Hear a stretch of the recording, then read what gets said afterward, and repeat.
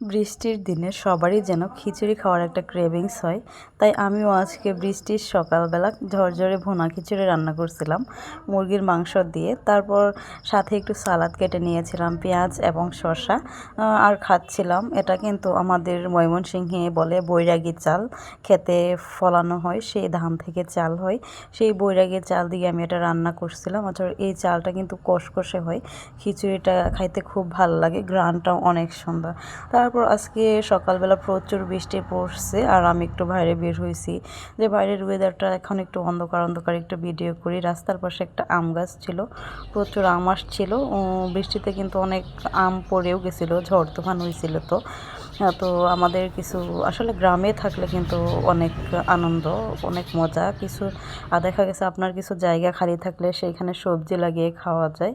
তারপর এই দেখেন আমাদের বাড়ির চারপাশে ধান ক্ষেত ছিল, এটা অনেক আগের ভিডিও করা ছিল। আর একজন চাচা বাচ্চাদের টিয়া পাখি নিয়ে আসতেছিল। তারপর আমি চলে আসি আমাদের বাড়িতে আজকের বৃষ্টির ওয়েদারে। আমাদের গাছে কিন্তু প্রচুর লেবু আসছিল, দেখেন প্রচুর পরিমাণে লেবু আসছিল। আর গাছে কিন্তু একটা জুতা টানানো ছিল।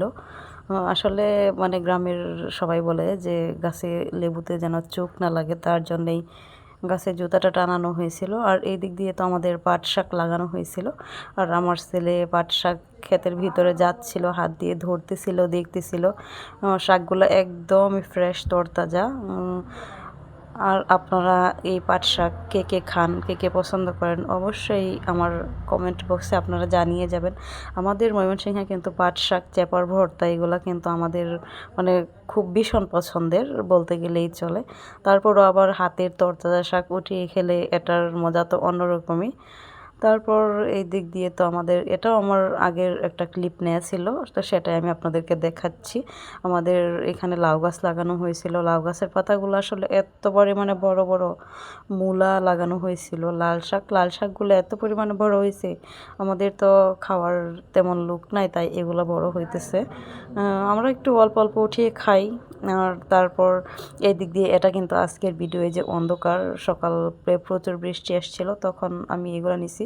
মানে এত পরিমাণে বৃষ্টি পড়ছে যে পানি জমে গেছে বৃষ্টি পড়ে। এই দিক দিয়ে তো আমাদের নতুন করে আবার সবজি লাগানো হইতেছে, লাউ গাছ আর মিষ্টি কুমড়া এবং কুমড়া গাছ। এই দিক দিয়ে দেখেন আসলে আমাদের লাকটা এত পরিমাণে খারাপ। লাউ গাছ লাগানো হয়েছিল, এখন বৃষ্টিতে লাউ গাছগুলা নষ্ট হয়ে গেছে। গাছ নষ্ট হয়ে যাচ্ছে, 4টা লাউ গাছ কেমন মানে মরাটে টাইপ হয়ে যেতেছে, এই যে পাতাগুলা ঝুলে গেছে, একদম মরে যাচ্ছে গাছটা। আসলে পানিতে মনে হয় শিকড় নিচে মরে গেছে, তার জন্যই এরকম হইতেছে গাছটা। আসলে আমার কাছে দেখে খুব কষ্ট লাগতেছিল, তাই আপনাদের সাথে শেয়ার করলাম। তো আমার ভিডিওটা আপনাদের কাছে কেমন লাগছে অবশ্যই জানাবেন। ধন্যবাদ।